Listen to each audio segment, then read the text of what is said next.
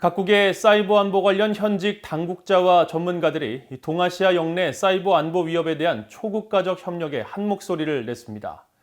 특히 북한 사이버 공격 등의 외부 위협에 노출돼 있다면서 각국마다 입장차가 있다는 점을 인정하고 소통과 효율을 바탕으로 전문가 집단 간의 논의의 장을 마련해야 한다는 데 의견을 같이 했습니다. 첫 소식 김시영 기자가 보도합니다. 워싱턴의 민간단체 브루킹스 연구소가 주관한 동아시아 영내 사이버 위협 관련 토론회에서 한국이 겪었던 사이버 침입 사례가 거론됐습니다. 배종인 한국 외교부 국제안보대사는 지난 2009년 디도스 공격과 2014년 한국 수력 원자력 해킹 사건 등을 예로 들면서 당시 큰 혼란이 있었던 사실을 상기시켰는데 모두 북한 정권의 지령을 받는 김숙희, 라자루스 등 북한 사이버 공격 단체의 소행으로 밝혀진 것들입니다. The Republic of Korea has been exposed to significant cyber intrusions in the past, from the DDoS attack in 2009 to the Korea hydro and nuclear power hacking 2014 to the WannaCry ransomware attack 2017. 토마스 우렌 호주 전략정책연구소 선임연구원은 북한의 주요 사이버 공격의 목적은 외화벌이라고 강조했습니다.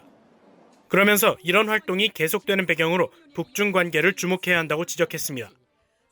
There's many North Korean hackers in the PRC, and I think that's partly because the PRC realizes that cutting them off would actually be perhaps too damaging for the regime.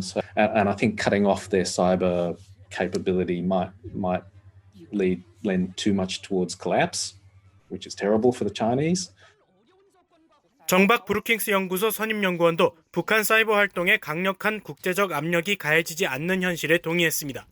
North Korea really enjoys having a permissive environment, and they use those diplomatic engagements and diplomatic relationships with various countries, especially in Southeast Asia and China, to launch their activities.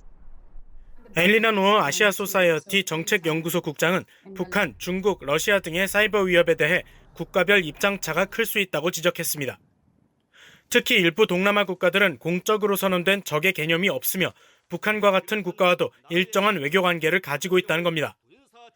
미호코 마츠바라 일본 전신전화 주식회사 사이버 전략국장은 이 같은 간극을 줄이기 위해 전문가 집단 간의 논의의 장 마련을 강조했습니다.